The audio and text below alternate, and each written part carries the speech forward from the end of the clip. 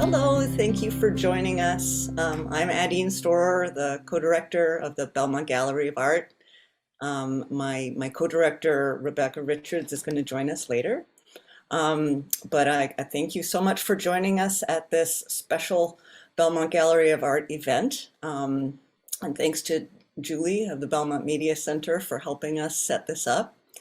This is Legendary Iceland, a virtual vacation in Iceland. We all would want to go there, even right now. And it's going to be with author Heidi Herman.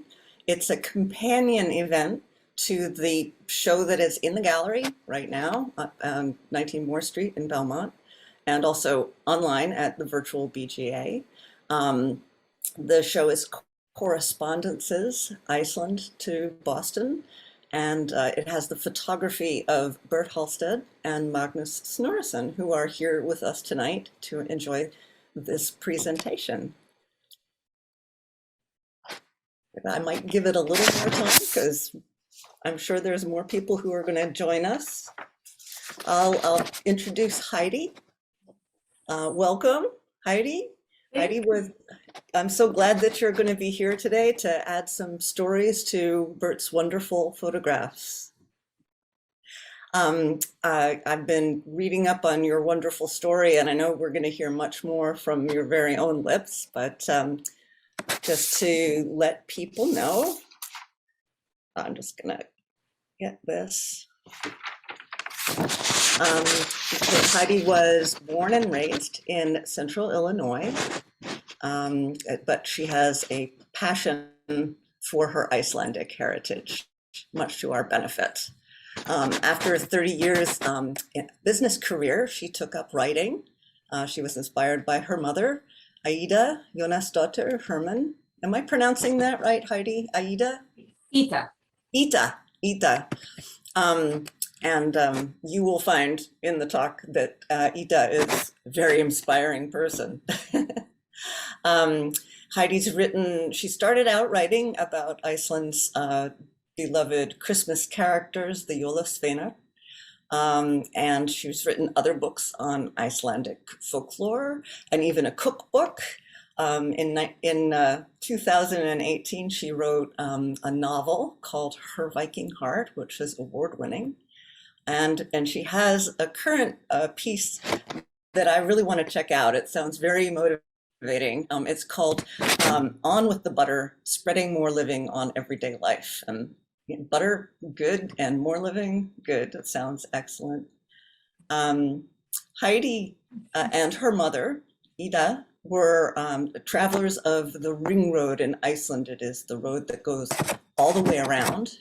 And they've seen all kinds of wonderful things that the average tourist might not see. And I'm very excited to go beyond the Blue Lagoon and Geysir and things like that. So tonight, you're going to hear more about their adventures.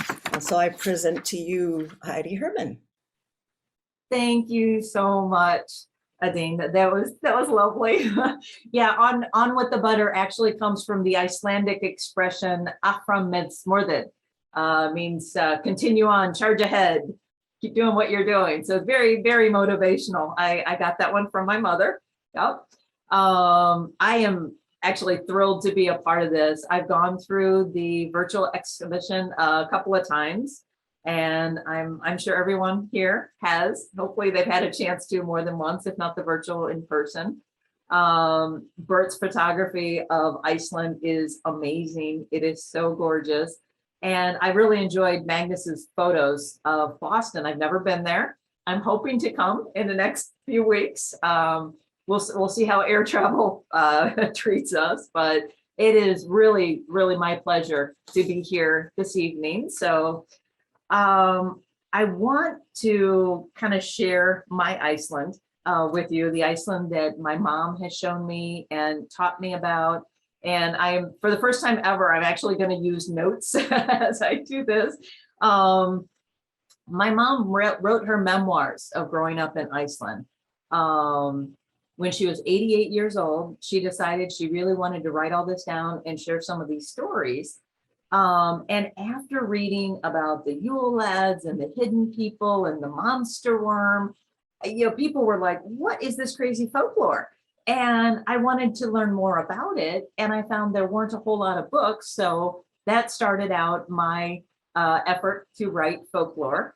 And then mom and I wrote a cookbook. And then all of a sudden we start doing more festivals and events and talks at local libraries. And it kind of snowballed from there. So I know I've really been fortunate to be able to have her in my life and teaching me all this. So I've been to Iceland 9 times, and a lot of the photography I'm going to share tonight, I did take. I will definitely try to point out when I'm using someone else's photographs. There are a couple of unique ones where I had to. And since my mom has been such an inspirational part of my life and my Icelandic heritage, it's unusual. Yeah, it's kind of different for me to do one of these without her. So there was a television interview that was done on her in 2018 from Rue Television there in Iceland. I have taken different clips of that video and I've interspersed it in tonight's presentation. So you'll actually get a chance to meet my mom and hear some of her stories directly from her. So I love that. We did lose her in 2019, but very appropriately on Leif Erikson Day. So it's almost like she planned that one. So I think at this point in time, I want to, I forgot I added one more slide. Let's go to the first slide on the presentation. So I'm going to do a combination of photos and some live video. Yeah, a lot of these. It's been multiple trips to Iceland that I've taken, and it was fun to be able to put this presentation together and update it from ones that mom and I had done previously. I was really hoping I could have had some active video from their newest volcano, but COVID prevented my trips last year. So the first slide was just an overview of some of mom's books. She wrote her memoirs. Like I said, we wrote a cookbook together. When I was pulling together the folklore collection, that folklore book that you can buy in Iceland. It's got a burgundy cover, it's got gray on it, and anybody who's been to Iceland, you know that folklore book. And the original version of that was actually published like 200 years ago. And it hasn't been updated in a really long time.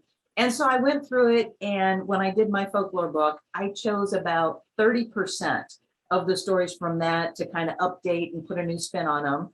And then the next 30% I actually got from travels and some of the verbal stories that I was told. And then I went and researched about 30% more. So the ones that I have, the 25 in my book, are a little bit different. And some stories you might have never heard before. So let's go 2 slides forward, I think is where the video is. There we go. Yes. I am very proud in the fact that they have traced my ancestry all the way back to 860. So I am just about as Icelandic as you can get. You can take a girl out of Iceland, but you can't take Iceland out of the girl. I know it's the absolute truth. There's something about it. It did who you are, and that did who I am. And, I've been in America all these years, but I feel just as Icelandic as I can be.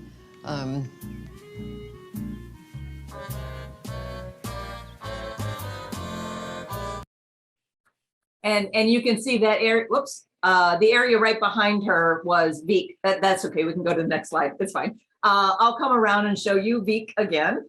And this here is the genealogy that she was just talking about, how she can trace her heritage back to 860. And you can see down at the bottom of this slide, my Heidi Herman and my mother being Ida Jónsdóttir Herman, and her father was Jonas Björnsson, his father Björn Jónsson. And so from that, you can kind of get the idea. Iceland still follows the patronym naming conventions in that everyone's last name is based on their father's first name. So my mother's sisters, they all had the last name of Jonas daughter of Jonas, and all of her brothers were Jonas' son. So this traces back all the way through to 860 through the grandfather's side. But when you look at your heritage and kind of connect with the past and your ancestors, it's really fun sometimes to see what else might be out there. And we were inspired after watching the television show, The Vikings. I don't know how many fans we have of that show out there, but yes. If you like that, well, we decided to go into the Icelandic Roots database that has, just thousands and thousands of people in there. So on the next slide, we decided to go from me to my mom to my grandfather, and then go on grandma's side there, and went all the way back and found that, yes, we are descendant from Ragnar Lothbrok from his son Bjorn. So that was a lot of fun to be able to claim a real Viking in our heritage. So on the next slide, this is Mom's book that she had for her memoirs, and it's called Growing Up Viking. Has a lot of that Icelandic philosophy and stories in there. On the left-hand side, this is a photo of my parents at Thingvellir. And this is in 1945, after they met at a USO dance there in Reykjavik. My father was stationed there for World War II, and my mom was working at a restaurant, but was a wingman for one of her cousins going to a USO dance. So that's where my heritage comes from. And Mom loved to talk about Iceland and loved showing her children what her Iceland was like. So that's what I want to share with you tonight. And next slide, we're going to take a virtual vacation, and I'm going to take you around on the ring road. I'm going to spend a little time with some of the traditional things, but I'm going to show you some of a lot of things my mom showed me. So on the next slide, this is a map of Iceland. And basically the ring road goes pretty much around the edge. Iceland has the primary city that you would fly into is in the lower left here in the southwest side of the island. Let's go to the next slide. And Reykjavik is a very modern European town. It's got fabulous restaurants and bars, shopping, everything that you can appreciate when you're on vacation, they've got it. And it's wonderful to go there in the summertime because the sun stays up until nearly midnight. So your days are nice and long. And most of the time the weather is beautiful, 50s and 60s, but I think that's pretty nice. The next slide, this is the Harpa. It's a concert hall and conference center that's right downtown, but it's on the edge of the harbor in Reykjavik.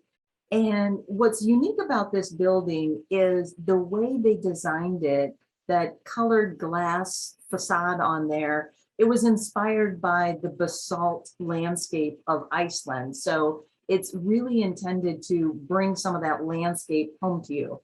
This was opened in 2011. So you can go there today for plays and concerts and various different things like that while you're on vacation. Next slide, if you're into something a little bit more touristy, you can have souvenir photos done in downtown Reykjavik, just like in the United States where you have old time photos of Westerns, you can do that in Iceland. The next slide is of the Prime Minister's office, and has a couple of statues out front.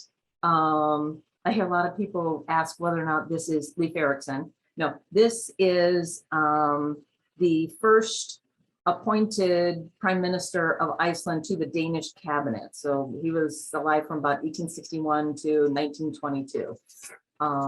Iceland didn't become an independent republic until 1944 during World War II. So different story though. The next slide is one of my favorite places in Reykjavik. This is the Reykjavik City Museum. And what is amazing about this is literally in the basement of a modern day building, but they have excavated down to the original settlement days, estimated to be about 871 or 872. It's a 10th century longhouse, hall or longhouse that the Vikings would typically have had in their settlements. And it is believed that these are the oldest man-made structures found in Iceland. And it's really fascinating to see how all this comes together. The next slide will give you some insight into Iceland, a little bit more modern. This is Albert, the open air museum in Reykjavik. It was opened in 1957, and it has a number of old sod houses and more modern houses. Some of them actually have furniture that are appropriate for the period. Others have just different exhibitions in them. And there's a primary museum that has old toys and just kind of give you a feel for what the life is like in some of the older centuries there in Reykjavik. The next slide gives you a little insight. This is my nod to all the traditional things that people like to do when they go to Iceland. Even if all you have is one of those 12-hour stop-offs while you're going to Europe, everybody wants to do the Golden Circle. And the Golden Circle is three things. It is Geyser, Gofoss Waterfall, and Thingvellir. The next slide is of Geyser. Now, this is actually a hot springs area. It has boiling mud pits and exploding geysers. There's actually more than a dozen individual like blowholes there. This particular one is known as Stroker, and it shoots water about 100 feet in the air every few minutes. Now, originally, when this was first settled and when there were some of the earliest European visitors that would write and distribute things back in Europe, there was a different water blowhole, if you will, that was actually called Geyser. And it was the first one described in print to Europe and the first one known to the modern world. So the name Geyser was of that original blowhole, if you will. And we now use that term to refer to all of them throughout the world. The cool thing is, as impressive as we think this guy is, he's actually the little brother. Like I said, he only goes 100 feet in the air. The original one, which is now dormant, used to spout 550 feet in the air. So I just can't even imagine what that would look like. But going to this area is still pretty impressive. So the next slide will show you Gofoss Waterfall. And this is typically the second stop on the Golden Circle tour. It's, in my opinion, one of the most iconic and recognized waterfalls in all of Iceland. It actually has two phases. The first one is a 36-foot drop, and then it goes to a 69-foot drop. It eventually flows down into a canyon that's 230 feet deep. You can walk nearly to the edge of this. You can see at the top of this photo, you see little people up there. And then if you look down a little bit and over towards the water itself, you see another shelf there of rock where people are standing. There's a really long staircase that you can walk down and kind of get right up to the edge of that. I've been there a few times and I have gotten wet every single time. So it's a fabulous view. Definitely a great picture opportunity and worthy of being on the Golden Tour. The last stop on the next slide, this is Thingvellir. What's impressive about Thingvellir, it's actually a national park. It's the site of the old Parliament, but it's where the North Atlantic and the European tectonic plates meet. So it's part of the reason why Iceland is so volatile with the volcanoes and the activity in that is because those tectonic plates are bashing right up against each other and separating and coming together, and it causes all kinds of havoc there. The next slide kind of gives you a close-up view of what that actually looks like. There are places where you can go down and scuba dive and kind of touch both sides. You can touch two continents at once, which is kind of cool. And this is Thingvellir and Eastern Africa are the only places on Earth where these two major plates drifting together has effect. But Iceland is the only place in the world where you can actually go back and forth, like touch both sides or step back and forth on both sides at the same, in the same spot. Historically, this area is fascinating. On the next slide, and I will say, this is not my photography. I pulled these images off from artist rendition. This used to be the place where the Althing met. And on the right-hand side, this is an artist impression of the law speaker. And his job was to pretty much be the lawyer in all things. But to do that, he had to memorize all of Iceland's law. And he had 3 years to recite all the different laws. And he would be the one to kind of bring up what the relevant thing was to whatever case was being heard. My mom likes to tell the story that Eric the Red originally was from Norway, and he had a hot temper and killed somebody. So they sent him to Iceland to cool off. And he established his farm there and almost immediately got into a dispute with his neighbor. They came down to Thingvellir, to the Althing, and they were going to each plead their case. Unfortunately, Eric's temper got the better of him and he murdered his neighbor while they were there. So yeah, it didn't go well for him, and he ended up spending the next 7 years in Greenland. So that was didn't work out so well for him. In the next slide, this also is not my photography, but I had to include it because it gives you such a great view of the area, and also the image of just how volcanic this area is, and the rocks, and just the amount of power that it must take to create some of this. In the next slide, we have Iceland's most recent volcanic eruption. Now this is on the Reykjanes Peninsula, and this is the area southwest of Reykjavik, about 25 miles from Reykjavik. This eruption started on March 19th, and it continued through September 18th. And what's fascinating about this, when you look at this photo, this used to be a flat plain. And now you see that cone built up, and all the people in the front just gives you this image over time, how much that built up and how slow that lava was actually flowing at this point in time, that these people felt comfortable being right up on there.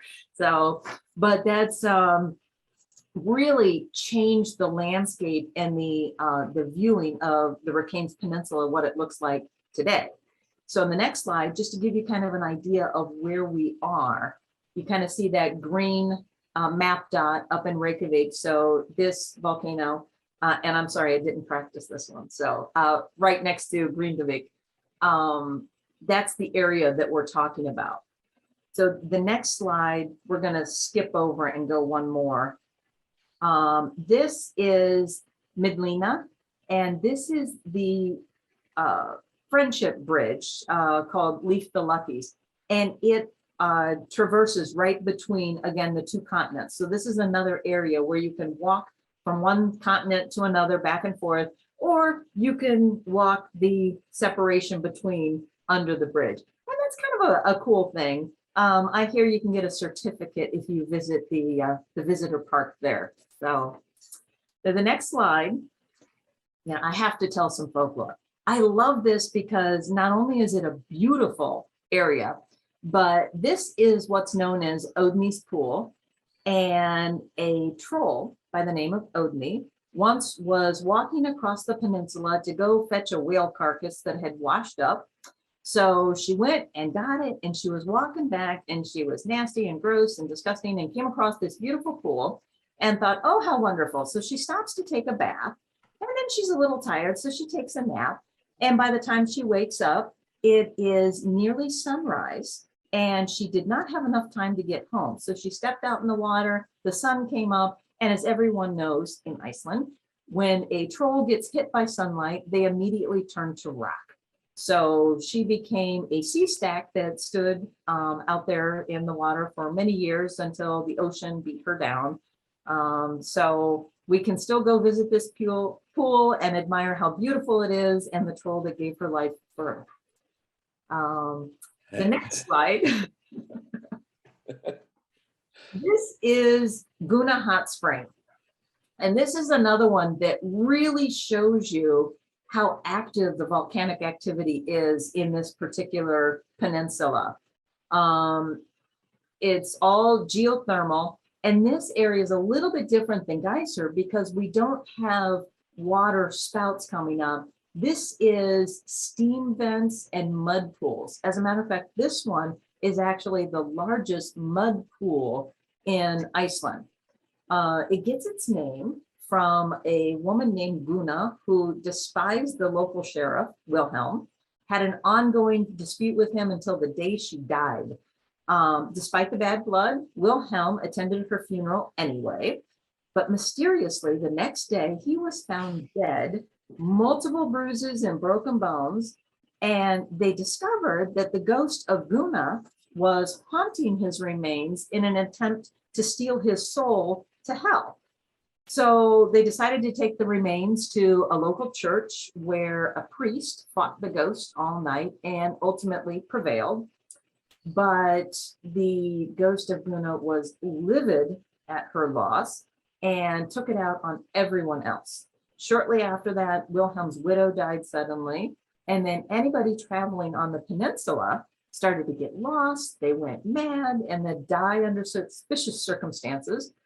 So everyone knew that Guna was to blame. So two farmers finally went to a local priest and said, we got to fix this problem. He gave them a rope with a knot at one end and told them to give Guna the one end. And as soon as she grabbed onto it, the knotted end would roll and it would drag her to a place where she would get stuck forever. So they did as they were told, and sure enough, it worked. And it drug her to this particular mud pit.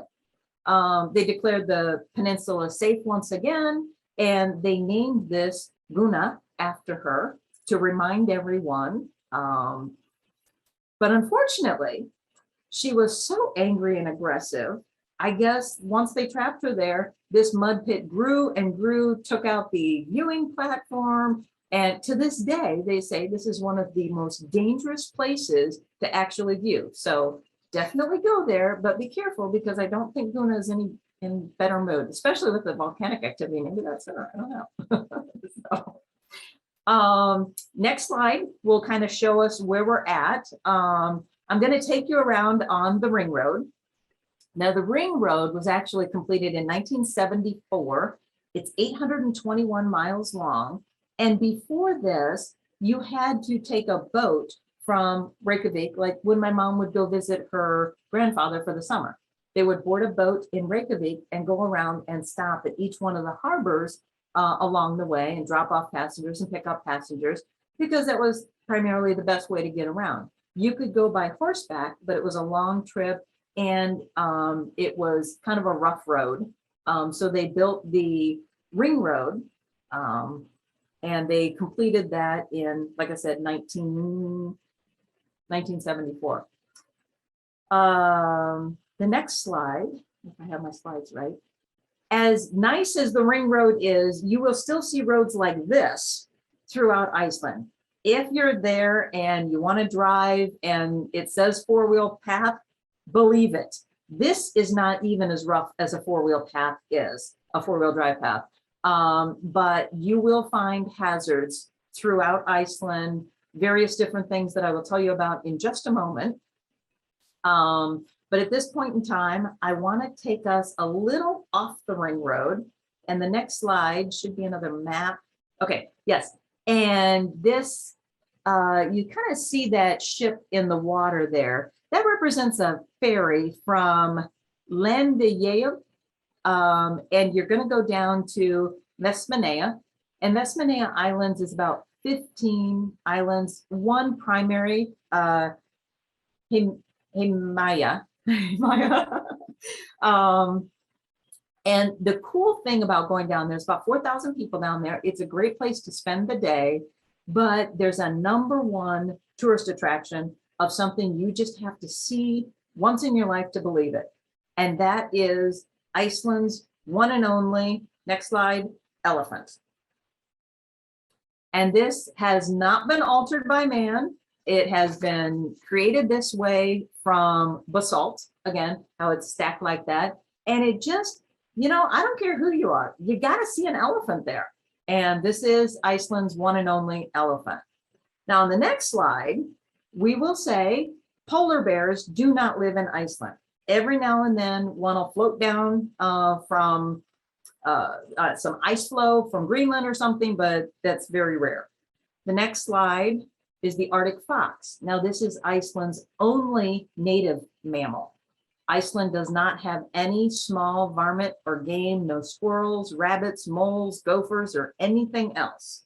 So this fox is the only mammal that is indigenous to Iceland, which means everything that you see there, reindeer, cows and horses, sheep, all of it has been imported.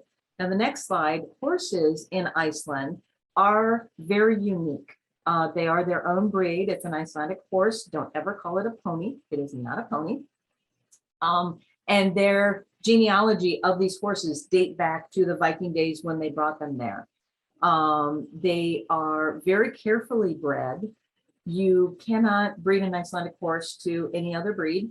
No other breed is allowed in Iceland. And if a horse is taken out of Iceland, it may never return. They keep it very pure in the bloodlines, as well as any diseases that they're exposed to. Next slide. They date back over 1,000 years. And as you drive around, you might see scenes like this and you think, oh, wow, that's so cool that they have wild horses. Nearly every horse in Iceland actually belongs to someone. So they're beautiful to see. Sometimes in the spring, they will let them go to graze the highlands and along with the sheep. But estimates are less than 100 are actually truly wild. There's 350,000 people in Iceland and about 80,000 horses. So less than 100 of them are truly wild. Next slide. And they have been bred to tolerate the winters. They're fine with it. They love it. And they get this nice, thick, shaggy coat that keeps them quite comfortable. Next slide. As you're driving along, you might see sheep up in the crags and crannies and things that they all belong to somebody. They're not wild. And they're just there doing their thing and feeding and grazing. The next slide. It's not unusual, though, where horses, and the next slide, or even sheep will use the roadways. So these are the hazards I was talking about. You definitely need to be careful as you're traveling the ring road because this does happen. It's happened to me more than once, and you just, please don't hit the animals. But continuing on the ring road, so our next slide, I'm going to take you to Kosovo. And the reason I want to start at that particular town, the next slide, the fabulous Lava Center. This is a museum that they opened in 2018 that is fantastic, educational, entertaining, and just all in all wonderful. The next slide will show you kind of from under Iceland. It kind of shows you how that mantle plume goes down into the actual mantle of the earth, and the plume goes from across the North Atlantic. It actually goes into Scotland and Norway, but the hottest portion of this plume is directly under Iceland, which is part of the reason why, again, it's so volatile. But remember that plume. I'm going to come back to that in a minute. The next slide, they have a wonderful sensory room that shows you what it might feel like. And this is my mom in this room. And Eyjafjallajökull is the name of the eruption that's going on behind her. This particular room is so cool. If you get the opportunity to go, you got to experience it, because they have speakers surrounding you. They have the video running on all four walls, and then the floor kind of shakes and shimmies, and you really get the feel for what it would be like to be standing there in the middle of this volcanic eruption. And the next slide, it kind of takes you through the whole eruption, and then you feel like you're just getting surrounded. So that is super cool. The next slide, I'm going to say, is not my photography, but this one, and then the next slide just gives you an idea of what, how tremendous some of these volcanic eruptions really are. So the next slide, this is a photo that I took of what I thought was a cute little barn and that. But what's fascinating about this photo is if you look at the corrugated shed behind, you'll notice that the rocks look a little odd. And this shed, literally, it sits just back from the ring road. During 2010, when Eyjafjallajökull was erupting, it actually came down over the top of this particular shed. And then when it cooled, the rock now completely surrounds the shed. So it came that close to the ring road during that time. So, okay, we'll get off volcanoes for a minute. The next slide will kind of give us a status check of where we're at again. So let's go look at a waterfall. Next slide takes us to Seljalandsfoss waterfall. And this is one that many people want to have on their must-see list. This actually drops 196 feet into a very tranquil pool. But what's cool is that the surrounding area is such that you can actually walk completely behind it and see it from the front, from the back, from the side, and you don't even get that wet. So that's kind of cool. And if you go there, the next slide, you definitely want to go to nope, I can't say it. I practiced this one. I'm sorry, I can't. The name means one that lives in the canyon. And you can't necessarily see the waterfall from the road, but it's marked if you know what to look for, and you walk through this. And then the next slide will show you that once you pass through this hidden canyon, this waterfall is coming down behind, and you just get this feel, this whole surreal world and folklore, and you believe in trolls and fairies. Now the next slide is just a quote, and this is not my photo, but this is a quote I absolutely love. I found that Iceland is Moby Dick, Hans Christian Andersen, Little House on the Prairie, and The Wizard of Oz, all wrapped up in an island the size of the state of Kentucky, which is about perfect description for Iceland. That's just wonderful. But it does give you that kind of otherworldly idea and thought. And many people have thought that as well, because it's been the site of countless movies. The next slide, again, this is not my photo.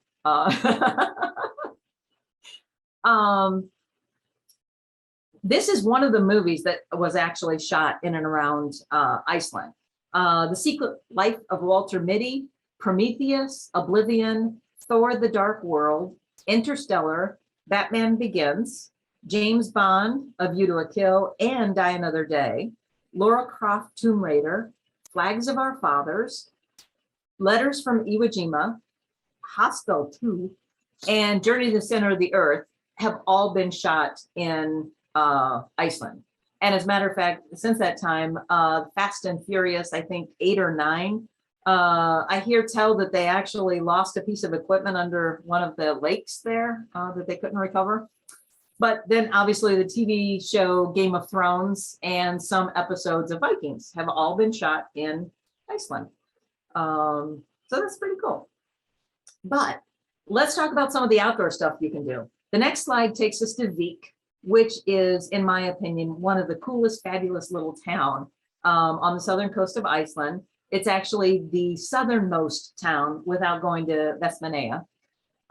In 1991, the US journal Islands Magazine named their beach there one of the 10 most beautiful beaches on Earth. And I can absolutely see why. It is wonderful. And it even has some trolls. There are 3 trolls that stand in the harbor. Ask anybody what the story there is, they will tell you. But on the next slide is kind of taken from a higher elevation because there is a road that you can take up to the top of the mountain there. And the next slide, it shows that it's a popular place to jump off this cliff when you're paragliding.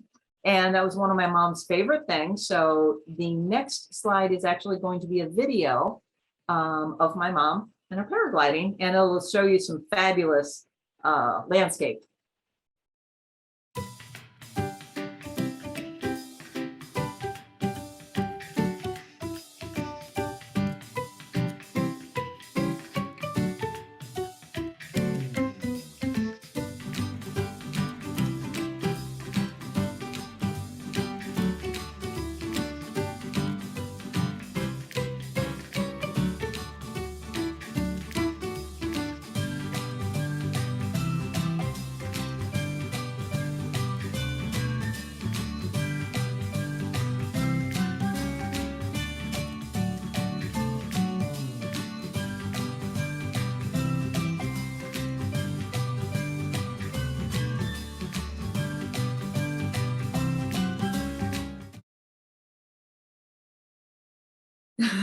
She always had such fun with that.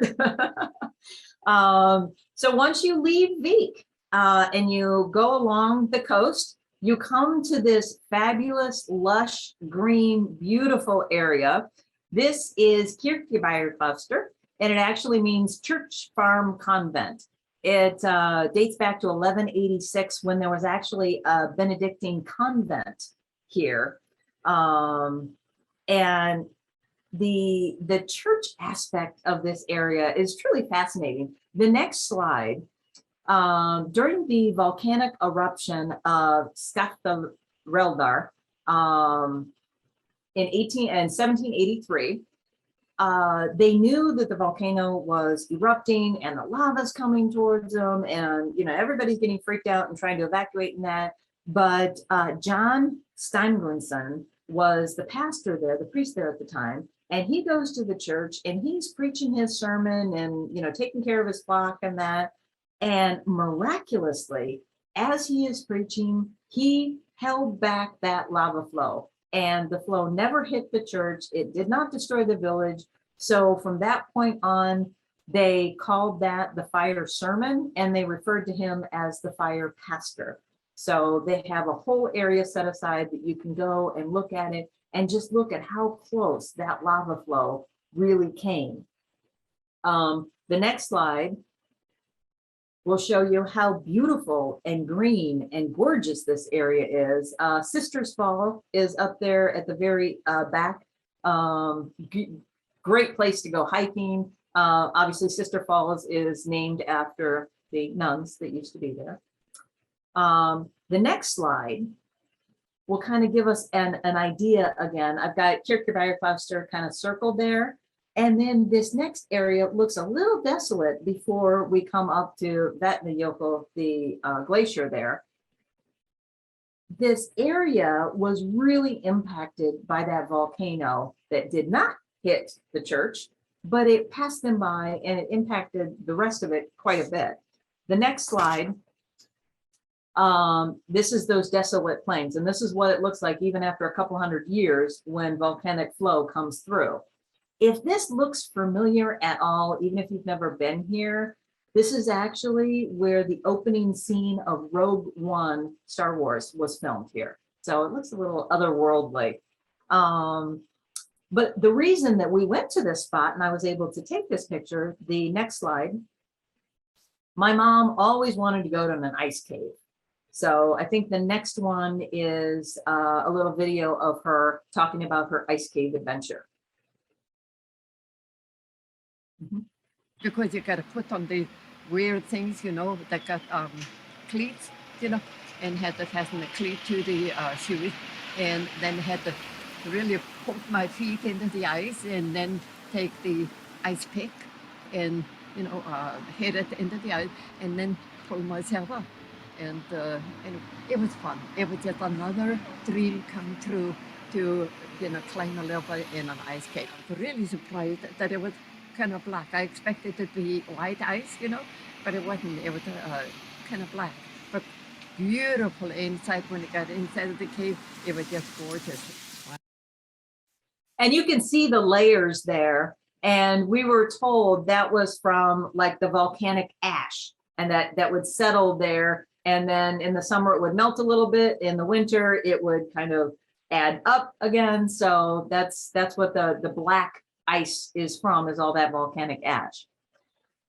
And the next slide takes us from that area into the lagoon.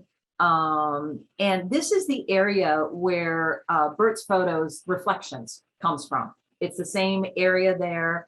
I actually took this photo just parked in the parking lot at the ring road, and then you kind of walk up to the area. You can take a boat back and see some really amazing stuff. The next slide kind of gives you another feel for this. These are large chunks of that glacier that have broken off and come down this into the lagoon.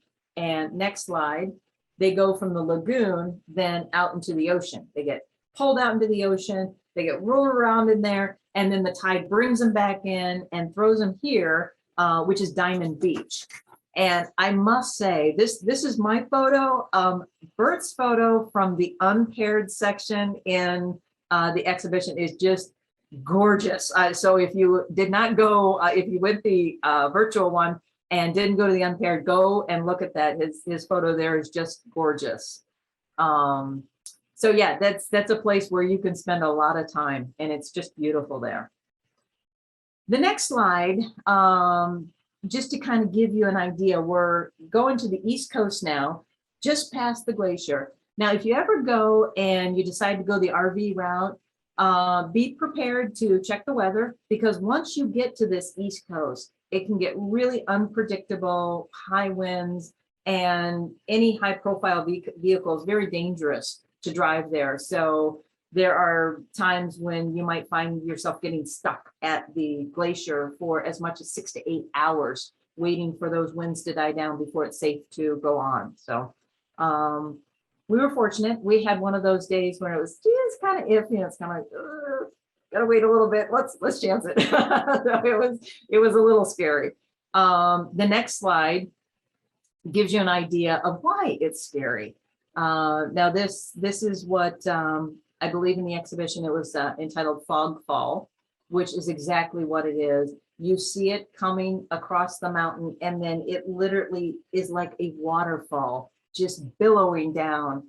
And when you drive into it, it can become quite disturbing. The next slide is what it looks like when you're on a flat plane and the fog just rolls in. Mom used to tell us that Grandpa taught her that when you saw fog fall coming or the fog rolling across the plains, you want to find the cow.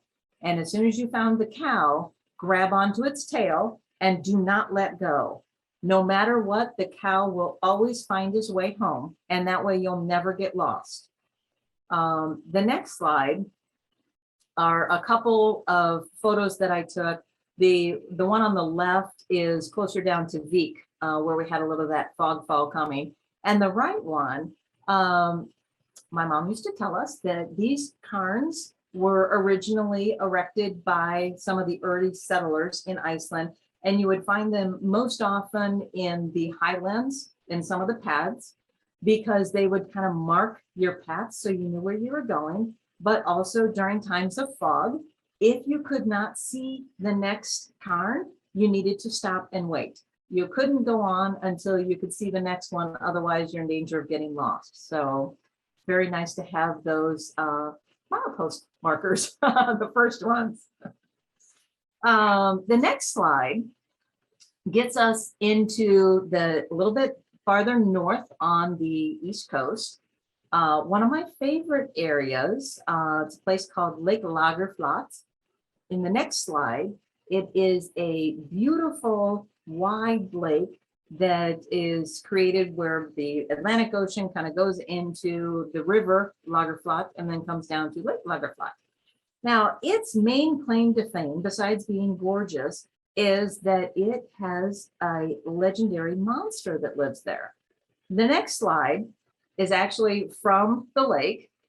1639, 1750, 1861, and 1965 are all sightings of this strange monster. And when I went back and researched it, descriptions of it are suspiciously like the Loch Ness monster. And I told you to remember those plumes that we were talking about, the where the magma flows, and that magma plume goes from Iceland down to Scotland. I don't know, it could be the Loch Ness monster for all I know. But as cool as these little stories are, my favorite one, I'm going to take a minute and share this one with you. In 1983, so this is fairly recent, they were laying a telephone line under the lake here, and they had to use undersea cable, heavy metal undersea cable.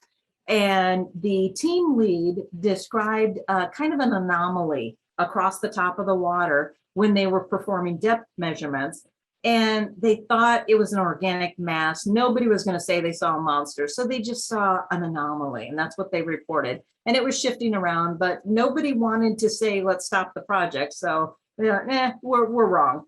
Now, again, this was reinforced underwater cable, a group of skilled workers, experienced, and nothing was amiss when they laid this. But unfortunately, once they laid the cable and tested it, it didn't work. So they had to pull it back up.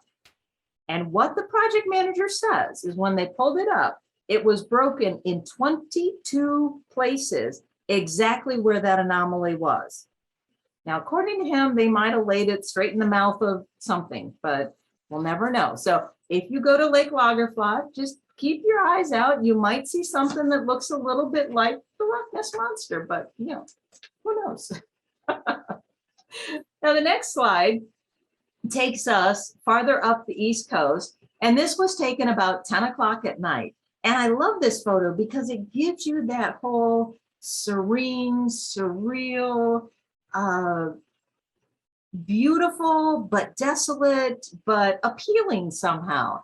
And when I look at this, I always felt like, man, you just, the little bit of clouds there, it's like you're on top of the world.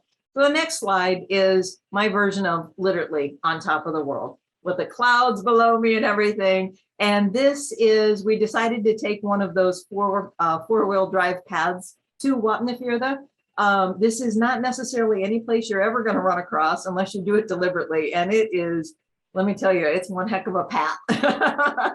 But it's a beautiful spot. And it leads you to Vatnafjörður. And the next slide, this is my mom at the Vatnafjörður harbor. And it was just a nostalgic place for her because she came there so much during her childhood to visit her grandparents. And the next slide, it is not unusual to have sheep on the roof. And when you have a turf roof, and mom used to say that grandma was absolutely horrified, and it was mom's job. She always had to go up and shoo the sheep off when company was coming so grandma would not be embarrassed. So I love this. I guess they didn't have one of those Icelandic sheepdogs. So the next slide is going to take us to another status of where we're at. And you can see over on the right-hand side is where Vatnafjörður is. And we kind of came down, and the area I have circled here gets us back to Route 1 or the Ring Road. But before we continue on west, I'm going to take us on a side road up north, because if you're ever in this part of Iceland, you absolutely want to go up north. As the next slide will show you, it's Dettifoss. And Dettifoss is considered one of the most powerful waterfall in all of Europe. It's, again, fed by a glacial river, so it's very cold. It actually comes down from Vatnajökull, which is the largest glacier in Europe. All of Iceland's scale goes to Europe and not North America. This fall has an average water flow of 6,186 cubic feet per second. It's 330 feet wide and falls down 150 feet. And this is one of these things that you almost have to experience it to understand the power. But I do have a very short video that's on the next slide.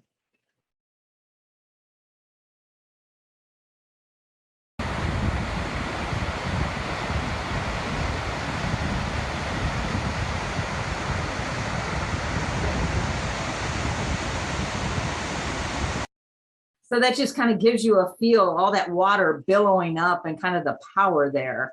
And as impressive as that is, the other reason that you want to take this little side road north is the next slide, Asbury Canyon. I did not take this photo. Boy, I wish I had. I could not get that far back up. What's cool about this, two things. First off, this is what's recognized as the Kingdom of the Hidden in Iceland. So the king and queen of the hidden, this is where their kingdom actually resides.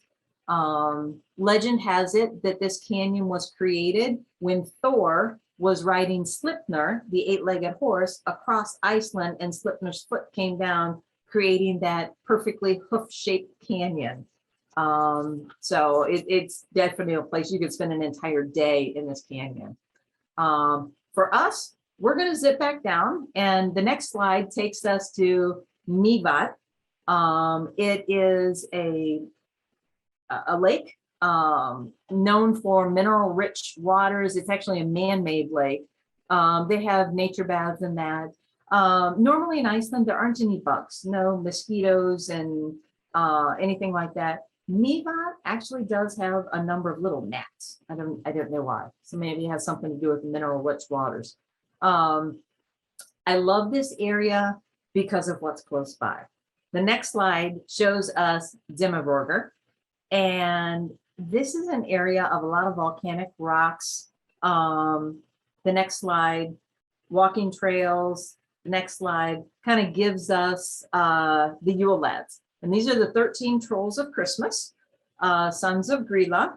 And as the legend goes, she used to come down and steal bad children that didn't do their chores, and she would make bad kids stew. And so actually the stories got so awful that in 1746, they actually passed a law in Iceland that parents were no longer allowed to terrorize their children with these stories. So now they've just got nicer and calmer and more mischievous than anything. I asked one of my little cousins there in Iceland what happened, and she said, "Oh, they just got nice." So that became my first book, because as an American, I need to know the why story. So the next slide gives you an idea of why you think there's trolls in Iceland. Now, to me, this is absolutely a troll, possibly on a four-wheeler. I don't know what he's hauling, a rhinoceros head, maybe. The next slide, more trolls. I mean, that's a given. The next slide. Most people can see at least two trolls there. And then the next slide, obviously a troll. And then the next slide. I call these guys the thinkers. So, but enough trolls. Let's go back to waterfalls. Next slide is the Fosshol guest house. The next slide gives you a great view of Guldafoss. And this is the waterfall of the gods, supposedly where the law speaker 1,200 years ago threw all his Norse god statues after Iceland converted to Christianity. So we call this the waterfall of the gods. The next slide is a view of Akureyri. And this is the second largest city in Iceland. About 18,000 people live there. Beautiful, has all the amenities of a city, but for right now, we're going to zip by. I'm gonna try to talk fast. North of Akureyri, instead of following the ring road, on the next slide, kind of give us a little map status. You can see Akureyri there on the right. where I have circled, this is Davik. I love it for a couple of different reasons. First off, it's where you can take a ferry up to Grimsey. Second reason is they have a fabulous museum there that has a big exhibit of Johan Petersen, who was born in 1913. He was called the Viking Giant. He actually traveled with Ripley's Believe It or Not for a while because he stood 7 feet 8 inches tall and was the largest registered human for a while. He's lost that title since then. But he was just really famous in that. But the second part of the museum is about an earthquake that happened there in 1934. And it registered between a 6.2 and a 6.3 on the Richter. So it was pretty major. 100 miles away at that same moment, my mom was at Grandpa's farm and she loved watching the seagulls. And she had decided she was going to fly like the seagulls. So she tied a flour sack to her back and she climbed up on the top of one of the barns and she was getting ready to jump off the roof. And at that very moment, this 6.2 earthquake hit in Davik, 100 miles away. The ground shook and everything was falling down. And her sister comes running down, says, Ida-me, no, Ida-me, no, the trolls are coming, the trolls are coming. So they all rushed into Grandma's kitchen and they were safe. So I love this this museum here. So and the other reason why it is really cool to go up and around, this whole peninsula is called, it's known as Trolls Peninsula. Going up to Siglufjordur, the next slide will kind of give you a view of a tunnel. To me, one of the most terrifying tunnels I've ever been in my entire life. You can see, if you squint, it has a picture of a man with a line through it and a horse with a line through it. So only cars can go through this. And we thought, well, that's weird. Until we got a little ways into it. And then the 2-lane road went down to a 1-lane road. It is literally 1 lane, not 1 lane in either direction, 1 lane. And every quarter mile or so, there's a little pull off. And so as you're driving through this tunnel, when you see lights approaching you, it's like a game of chicken. Somebody's got to pull off, otherwise you're going to hit head on. But it saves you hours and hours and hours going through the outer ring. So the next slide, it takes you to Siglufjordur, which is the northernmost town of the mainland. Fabulous stop, great history. In the 1800s, it was actually known as the capital of herring fishing in all of the North Atlantic. So it was quite a production there. The next slide, they used to have a lot of docks there, and they actually have a pretty big fishing museum. So the next slide is the other reason why this is a great side trip. Takes you down on the other side of the peninsula to Hofsís. This particular building is one of the oldest of its kind in Iceland, and it's thought to have been originally erected in 1777. It's also home to the Immigration Center, and the town of Hofsís is one of the oldest trading ports in northern Iceland, dates back to the 16th century, and it's absolutely beautiful. So the next slide joins us back up with the ring road. And a little ways beyond that, our next slide takes us to Glambear Farm. This was an actual working farm up until 1947, and it gives us such a beautiful view of how life was like in a couple hundred years ago in Iceland. The oldest building is from the mid-18th century, and the most recent are between 1876 and 1879. Next slide. There's 13 buildings there, and each has its own function that shows you working area, Bastova with the community eating and sleeping space. Next slide. Pantries, kitchen areas. Next slide. I think this is the sleeping areas. Next slide.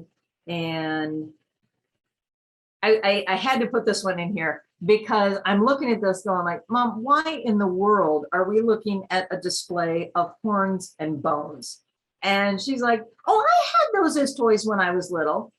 Like, okay, you were born in 1925, so in the 30s, Icelandic children were still playing with horns and bones as toys. So, and yeah, she says all about Grandpa's horns and how he had his tobacco in it, and just everything that they would looked at that. So some of these traditions dating back from Viking times, it's still around. So the next slide actually takes us back to something that might have been in Viking times. They call this Borgarvarki. And this is the citadel. The next slide, you could almost believe that this was man-made. Looks like the side of a fortress. The next slide, I could totally believe that if I were a Viking, I would want this view to see what's coming. All right, next slide. This is nearby, and some people say this looks like an elephant. Other people say it looks like a dinosaur. But officially, this is Kvirtsikker. It's a sea stack, and we call this the Troll of the West, Northwest, Troll of the West, Northwest Island. And locals say this is actually a troll with a staff. Might have to squint to see that. Cool place to walk out when the tide is out, but the tide does come in, and you will get stuck out there, or you have to swim. Next slide. A lot of people will go from there, where like that square that says Blundos, and go straight down, because then you can zip back to Reykjavik. But if you have the time, the West Fjords are awesome. I'm just going to point out two things real quick. Next slide gives you a shot of Ísafjörður, and this area, this town was originally settled in the 9th century. So it's actually one of the oldest settlements in Iceland. And it is a place where tourist cruise ships will dock, and you can tour this quaint little town. The next slide is what they call the Jewel of the West Fjords. And that this alone is worth the trip up there. This waterfall cascades between right around 300 to 325 feet down. At the top, it's 100 feet wide, and at the bottom is almost 200 feet wide. Next slide will show you that there's actually 6 separate waterfalls that come all the way down. There's a path on the right-hand side that you can walk all the way up to the top. It's disappointing up there. It's a flat plateau, and it's just not pretty. But this is a view worth taking. The next slide shows us where we are in the West Fjords. So you see again that little ship. The cool way, instead of coming all the way back inland from the West Fjords to hook up with one, you can actually take a ferry across, stop at Flatney Island, and then come to Snæfellsnes. Next slide will show you Snæfellsnes. And its proximity now, you can see Reykjavik there at the bottom. So we're nearly all the way around the island. Next slide. People say that Snæfellsnes, if you don't have much time, it gives you almost every environment of Iceland in one area. It's got its own volcano. It's got a glacier. It's got a trail leading to lava fields and a black pebble beach. And some of the sagas stories, the original stories of Iceland, are actually held here in Snæfellsnes, is where they're located. There's a fabulous museum here too. Next slide will show us some of the landscape, and you can see the sea stacks in the background. Again, this is the area from the sagas. Next slide is, oh yeah, the cliffs. And I believe this is the area of the church, the Búðakirkja, from Bert's photo, in the churches. So this is where that one comes from in this area. The next slide, probably the coolest, most unassuming photo of an awesome area. And this is the cave that Jules Verne toured that inspired him to write Journey to the Center of the Earth. And that's why he had an Icelandic guide, because that story actually came from his visit to Iceland and touring this particular cave. And believe it or not, today, this photo is only a few years old. That is what the entrance looks like today. You can tour it and go down in it, but that's what it looks like. All right. And I have to say that no matter how many times I've been to Iceland, there's always something more. And everybody says that. Y'all, there's always something more that you want to see. And in doing this, I think I eliminated probably 10 of my favorite spots in Iceland. And I probably eliminated twice that many stories. But I feel like every place in Iceland, I find some reason to connect with it. But I really want to end the presentation with kind of some last comments from my mom. So this next one will be from Mom. Coming here, it's a feeling that it's very hard to explain. Iceland is something you got to experience. You can't explain it. You can talk about it. You can describe it. You can have photos and all of that, but you got to experience it. You got to be there before you can really appreciate it. That's the way I feel.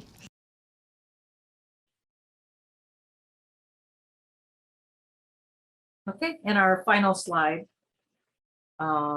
is from. I had to stop. I had to stop and look at that. I believe this is from up north in not Ísafjörður, Siglufjörður. This is from Siglufjörður. Okay, so thank you so much for letting me share my Iceland with you. And if you have any questions that you've been holding or anything you want to ask me or any story you want expanded, you know. Oh, we could take a couple of hours. There's so many. You've given us these tantalizing bits. Thank you so much. Like your mom said, I feel like you've given us a chance to experience it just a little bit more than just talking about it or looking at pictures. I really appreciate your stories. Yes, open it up. Does anyone have any questions for Heidi?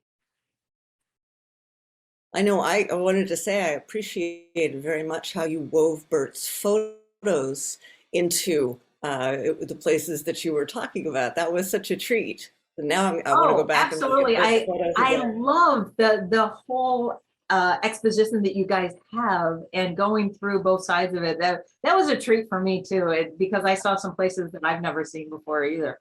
And other ones I'm like, oh, I know that place. I know that place. I'm unmuting for a minute. Hey, Dari, you have a question for Heidi? Yes. There you are. Hi. Sorry. I'm trying to figure out how to unmute without doing video of me making dinner here. Okay.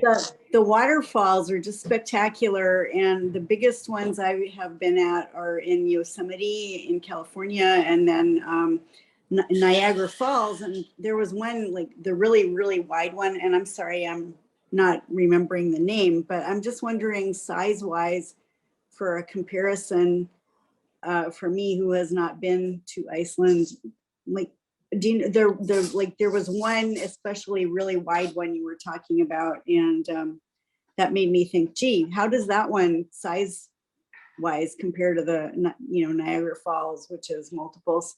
Is that something you can?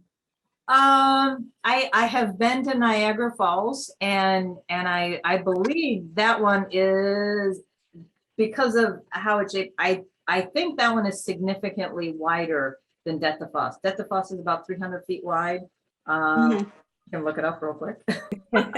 Quick, Google it. It's not an emergency. I just was curious. No, it's an Your photos are beautiful, and my husband and I have really enjoyed your presentation, and so thank you so much. Thank you so much. So I have a question. Oh, well, sorry, Mark has done the official hand thing. Well, Bert, go for it. Okay, well, Just so don't take too long. I won't take long. First of all, thanks for showing us all the places, a lot of places we missed that we'd love to see, another time. But you mentioned you had written a book. What's the overlap with the book and what you showed us tonight? My mom's book kind of takes you between Reykjavik, and she talks about the going along and stopping at the different harbors and kind of like what life was like in Vatnafjörður in 1935. So that's where a lot of that came from.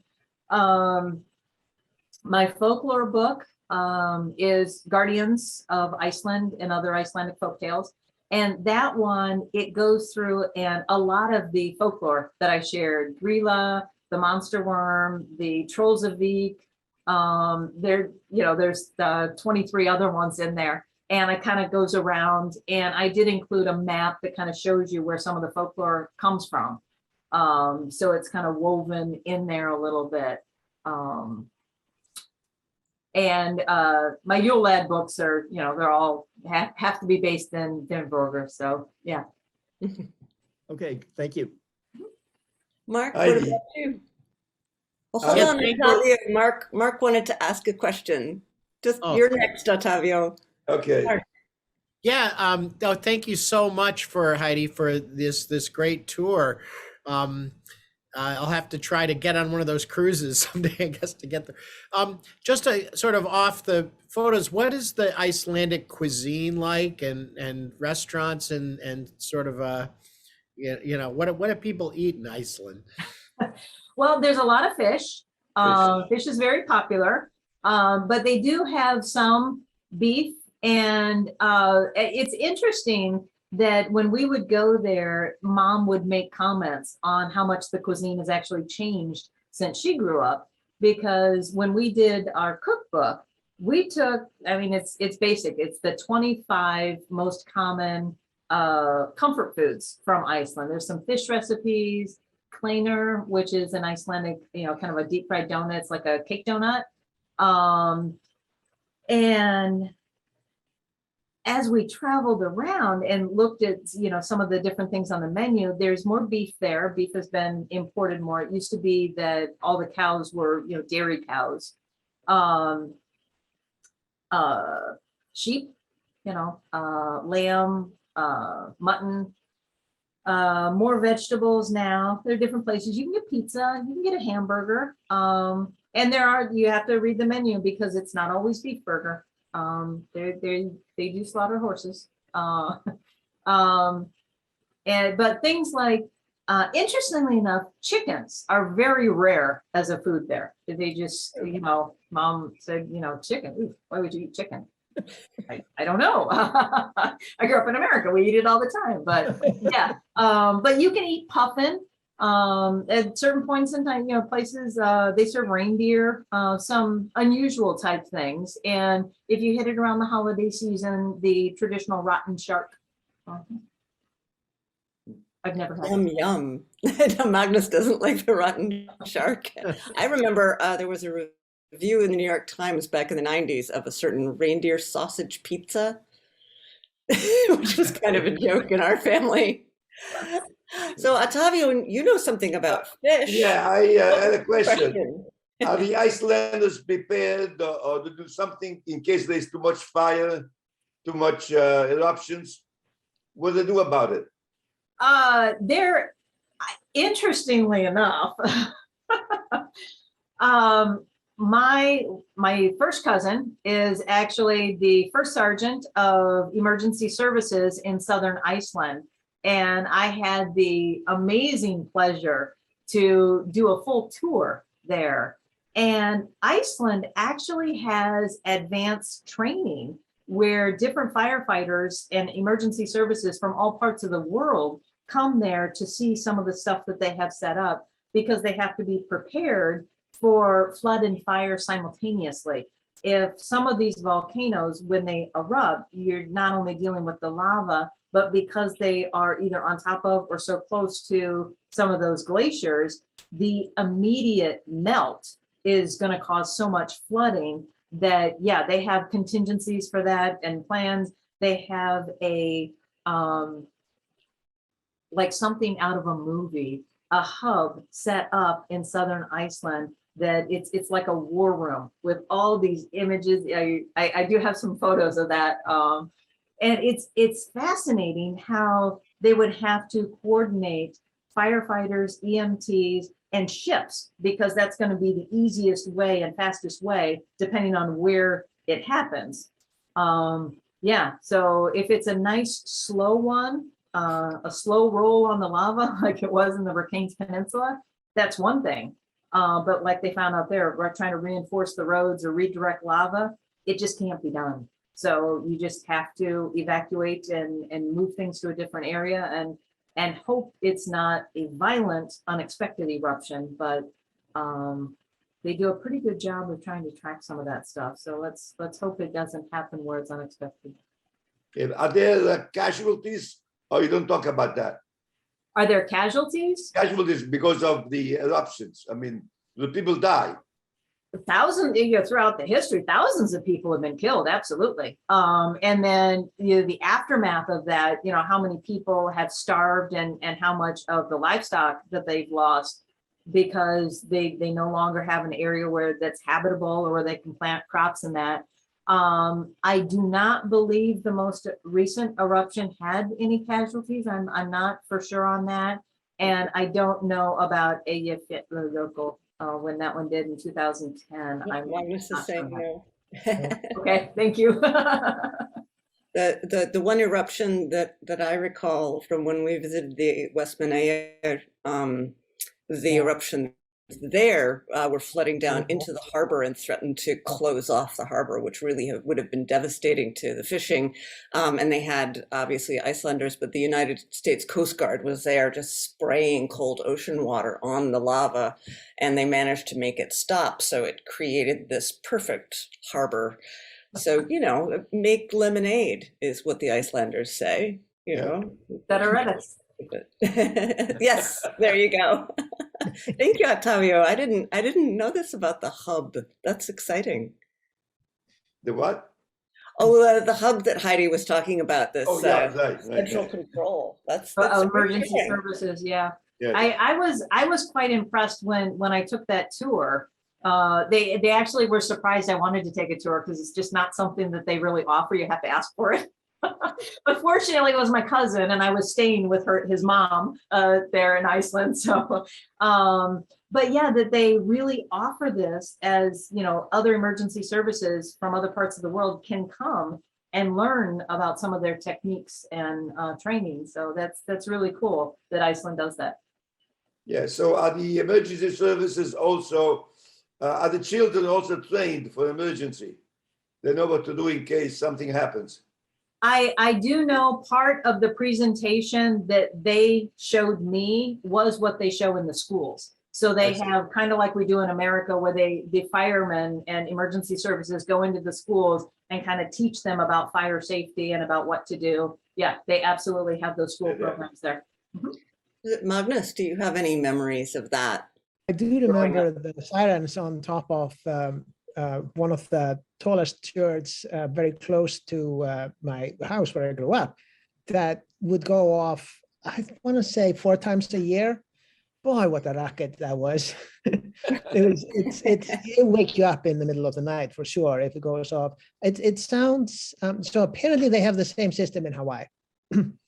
So it sounds across the whole city at once, and it basically means get out of here now, if it ever is needed. I think it's been decommissioned.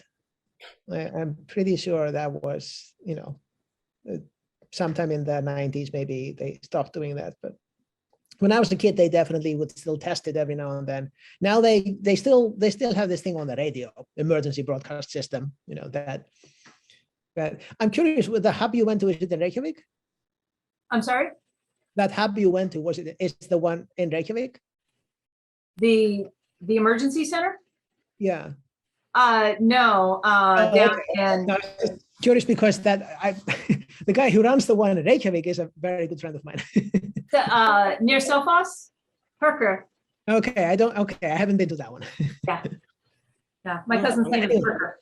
Thank you so much for your talk. It was amazing. And, I learned a bunch of things. For one, I had no idea we had actual wild horses. Even 100. That's amazing to me. I thought they were all, farm horses that were brought in over the winter. Were accounted for, at least. Yeah. Yeah. Yeah, that kind of surprised me too, because how does that even happen? Yeah, good question. Now I want to see some. I want to find them. Mhm. I want to use this opportunity to say, Bert, we know, is in the show, and he took these wonderful photos of Iceland. Magnus is our other photographer, and he has these wonderful pictures of Boston. Thus, Iceland and Boston meet. And speaking of when life gives you lemons and hardy Icelanders, I know the big snowstorm is coming in, but Magnus has sworn, and Bert has his back. He will be at the gallery on Sunday from 1 to 4. If you want to come and visit, forget the bomb cyclone, right? We have our resident Icelander here. So just wanted to pass along that information, but we're almost out of time. Did anyone have any other questions or comments? I think we're all going to want to go look up your books and read some of those tales about the Yule lads. And hi, Joan. What would you like to ask Heidi? Oh, this was just fantastic. It really makes me want to go to Iceland for sure. And I was just wondering if Heidi had any recommendations about how best to go to Iceland, to take a tour and have somebody who's local take you around. What would you recommend for someone who's never been there? I will answer that in a couple of different ways. It really depends on what you like to do. Because if you want to stay more and get the culture and stay in the big cities, just in Reykjavik or go up to Snæfellsnes, it's very easy to just book a hotel and do day tours. Go around and do the Golden Circle and then do a single tour here and there.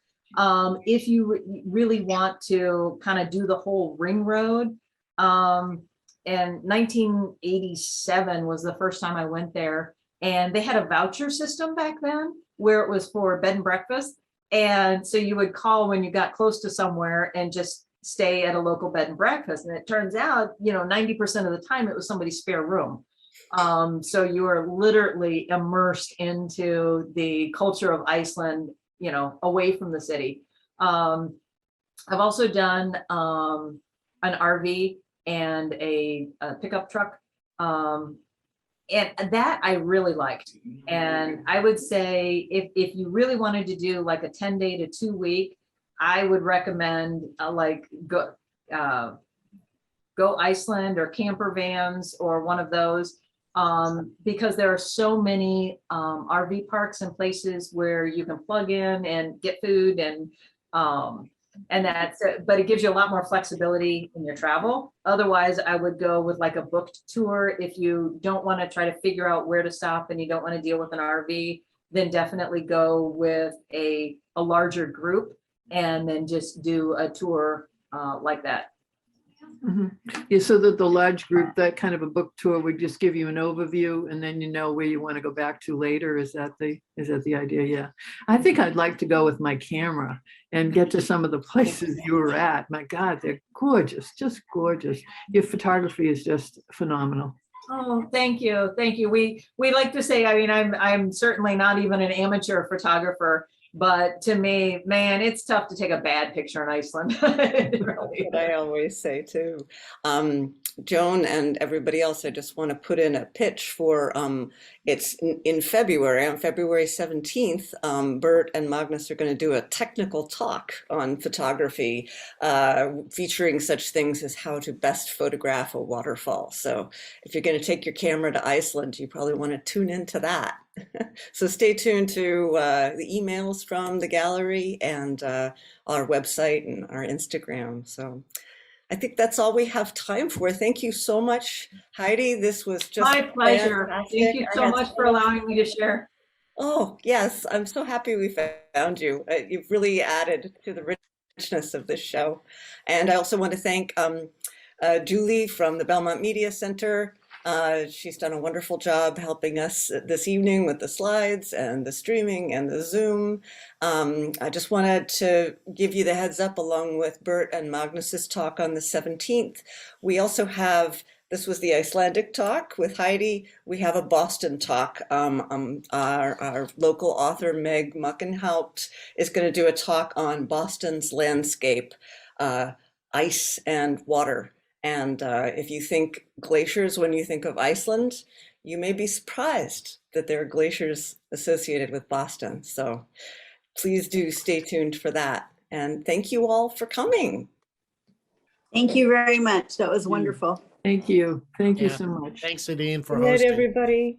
Good night. Thank you. Bye-bye.